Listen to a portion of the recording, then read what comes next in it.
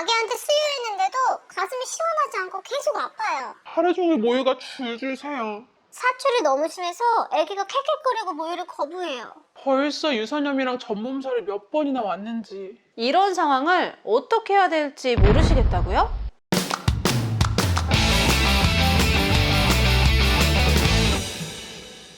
안녕하세요. 똑똑한 엄마들의 똑똑한 TV 맘똑TV. 오늘은 전량이 너무 많아 고민이신 분들이라면 특히 더 집중해주세요. 전량 과다 엄마들을 위해 모유량을 줄이는 방법부터 수유 자세 그리고 수유 방법까지 다양한 팁과 함께 알려드릴게요. 양 많으면 좋지 뭐가 문제야? 왜 스트레스 받아? 분유가 바뀌고 너무 좋겠다. 부럽다.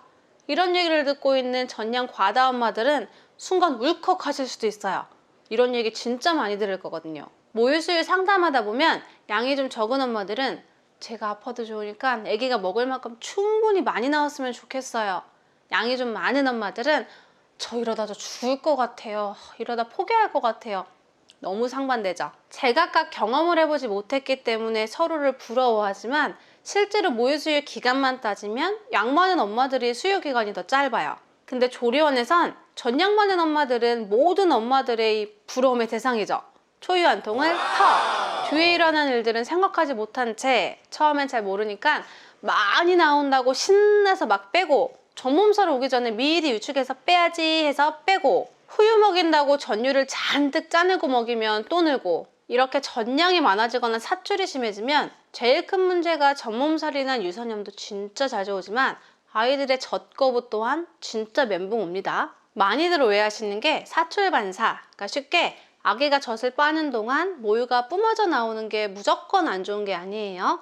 이 사출 반사는 수유하는 동안 규칙적으로 계속 나와줘야 아기가 열심히 빨고 흥미를 느끼는데 사출 반사가 아예 안 되는 경우에는 아기가 아무리 열심히 빨아도 모유가 안 나오니 더 이상 먹지 않으려고 하겠죠. 근데 이때 문제가 되는 게 과도한 젖사출 반사. 이제 좀 먹어볼까 준비 중에 그러니까 아기가 제대로 젖을 빨기도 전에 모유가 수도꼭지에서 물이 쏟아지는 것처럼 갑자기 콸콸콸콸 계속 뿜어져 나온다고 생각해 보세요. 많은 구멍에서 젖이 갑자기 뿜어져 나오면 쫙쫙쫙 이렇게 소리가 날 정도로 압이 센데 이 센 압력으로 아기 수유할 때 입천장을 자꾸 자극시키니 아프기도 하고 아기는 사례가 자주 걸려서 캑캑캑 거리면서 빼기도 하죠. 이때 모유가 아기 얼굴에 물총처럼 쏘고 있고 코로 막 모유가 나오고 있는데도 불구하고 억지로 먹이려고 한다면 아기는 젖 먹는 게 무서워지면서 더 이상 먹으려고 하지 않고 심지어 거부까지 할 확률이 높아요. 아기가 클수록 적응은 하겠지만 모유를 삼킬 틈도 숨 쉴 틈도 없이 계속 콸콸콸 모유가 나오다 보니 나 모유 먹다 죽을 것 같아 생각할 수 있는 거죠. 그래서 수유 중에 짜증내고 거부하기도 하고 수유가 된다 하더라도 전유 위주의 수유가 되다 보니 아기들은 노변이나 배앓이까지 하는 경우도 많고요. 또 엄마들은 모유가 하루 종일 새서 외출도 힘들고 유선염이나 전몸살이 밥 먹듯이 오니 마사지도 한두 번이지 결국엔 힘들어서 모유 수유 의지가 점점 줄어요. 그래서 상황에 따라 전량 조절도 필요하고 수유 방법, 수유 자세도 바꿔서 엄마가 더 이상 젖이 늘지 않게 그리고 아기도 수유할 때 먹기 편하게 해줘야 돼요. 하여 전량 많은 엄마들에게 추천하는 몇 가지 수유 자세에 대해서 먼저 알려드릴게요. 그래서 수유 자세는 일자가 아니라 최대한 상체를 세워서 수유 쿠션에서 수유한다면 아기 머리맡에 베개를 받쳐서 이렇게 경사진 자세로 수유시켜주세요. 만약에 많이 좀 개우는 아기들도 이런 자세로 수유시켜줘도 좋아요. 두 번째로 엄마 다리 위에 아기를 앉혀서 먹이는 방법. 이 자세는 제가 다양한 수유 자세 영상에서 앉혀 먹이는 방법에 대해서 설명해 드렸으니 필요하신 분들은 다시 한번 참고해 주세요. 또 이렇게 안고 먹이는 자세도 있고 사출이 너무 심한 분들은 이 상태에서 뒤로 눕다시피 기대서 먹이기도 해요. 이때 포인트는 가슴이 더 위에 있는 게 아니라 아기 머리가 가슴보다 위쪽 방향에 위치해 있는 게 좋은데 그러려면 몸을 숙여서 수유하는 게 아니라 엄마가 최대한 뒤로 기댄 자세 이렇게 수유하시는 게 좋겠죠. 이렇게 수유 자세를 먼저 바꿔주시면서 동시에 해야 될 건 최대한 직수 위주의 수유 유축기 사용은 자제하되 내가 수유할 수 없는 상황에서만 유축기 사용하기 무조건 15분 양쪽 수유하는 게 정답은 아니에요. 개인마다 수유 방법이나 시간은 달라질 수 있어요. 그래서 전량과다 산모분들은 수유 한 타임에 이 한쪽 유방을 충분히 최대한 쭉 비워준다는 목표로 수유하시면 돼요. 수유 중에 모유가 갑자기 많이 나오면 아기는 알아서 뒤로 빼거나 캑캑캑 거릴 거예요. 그럼 이때 아기를 잠시 유방에서 떨어뜨리면서 트림을 시켜주고 다시 같은 쪽 유방을 이어서 수유시켜주면 돼요. 그래서 이번엔 왼쪽, 다음 텀엔 오른쪽 수유, 정말 심한 전량과다 산모분들은 한쪽을 2번씩 수유하기도 해요. 그래서 한쪽 수유로도 아기가 충분히 잘 먹고 가슴도 시원하게 잘 비워진다면 수유 텀은 2~3시간, 뭐 그 이상으로도 가기도 해요. 근데 아기가 한쪽만 먹고 1시간 뒤에 또 깬다. 그런 경우라면 반대쪽까지 양쪽 수유를 해야 수유 텀이 좀 잡히겠죠. 그래서 저는 수유 전 후에 가슴을 만져봐서 얼마나 가벼워지는지 좀 느껴보고 수유 텀도 꼭 체크해 보라고 얘기 드려요. 이때 유의사항, 수유한 가슴이 충분히 잘 비워졌는데 아기가 반대쪽 수유 못했다고 유축기로 막 뽑아내는 게 절대 아니에요. TV나 인터넷에서 수유 후에 유축기로 다 짜내야 유선염 안 걸려요 라는 말만 듣고 수유 후에 남은 젖까지 몽땅 다 유축기로 짜내버리는 분들이 있어요. 예를 들어 왼쪽은 아기가 150을 충분히 먹었는데 오른쪽까지 유축기로 150을 짜낸다면 내 뇌에서는 아기가 300을 먹는구나 생각해서 계속 시간마다 300의 양을 만들거든요. 양 많은 분들이 수유하고 유축하면 전량 내는 속도는 엄청나요. 그래서 전량 과다인 경우라면 수유하고 남은 젖 짜낸다고 유축기 사용은 하지 마세요. 그리고 모유는 피로 만들어지죠. 우리 헌혈도 잘 안 하는데 굳이 시간 내서 유축하고 그걸 버릴 필요는 없겠죠. 근데 이때 한쪽씩 수유를 하면 안 한쪽 가슴은 뭐 5~6시간 그 이상으로 모유로 가득 차 있으니 엄청 불타오르는 느낌의 모유가 줄줄 새고 유두가 막 뽑힐 것처럼 너무 아프죠. 이때 참을만 한데요 하시면 그냥 냅둬도 좋은데 저 죽을 것 같아요, 너무 아파요 하시는 분들은 그냥 조금만 짜세요. 괜찮아요. 그래서 무조건 참는 게 아닌 수유를 안 한 쪽 유방을 아프지 않을 정도로만 유축기보다는 손유축으로, 뭐 손유축이 힘들다면 유축기로 한 30mm 정도로만 해주셔도 돼요. 두 번째로 유축 수유하는 엄마들, 뭐 나오는 만큼 양쪽을 시원하게 정말 영혼까지 비워내는 분들이 있어요. 안 돼요. 반대로 나름 양 줄이신다고 시원하게 짜면 안 된다고 들어서 수유텀마다 아기 먹을 만큼만 양쪽 유축하시는 분들도 계신데 이렇게 되면 이 후유까지 충분히 비워내질 못하기 때문에 아기는 전유 위주의 수유가 될 수 있어요. 그래서 이때도 한쪽 유방을 먼저 유축하시고 아기 먹을 양에서 조금 부족하다 싶으면 반대쪽에서 소량 유축해 주시면 돼요. 항상 생각하세요. 전유는 짜서 버리고 후유만 유축해서 애기한테 먹인다고 하더라도 내 뇌에서는 전유 짜버린 양, 후유 유축한 양 이걸 동시에 계속 만들고 있다는 걸요. 그리고 전량과다 엄마들 중에 아기가 통잠은 자는데 밤에 유축 안 하면 막 가슴이 터질 것 같죠. 전몸살 올까봐 무섭고. 근데 이런 경우 새벽에 유축을 안 하는 것만으로도 전량을 줄일 수 있어요. 당연히 밤수 한번 건너뛰면 가슴 통증 엄청나죠. 그래서 아예 처음부터 참고 안 짜기 힘들기 때문에 시간을 천천히 두면서 조금씩 덜 짜보세요. 그리고 이따 자세히 말씀드릴 건데 이럴 때 특히 양배추요법이나 카보크림 같이 사용해 주시면 좋아요.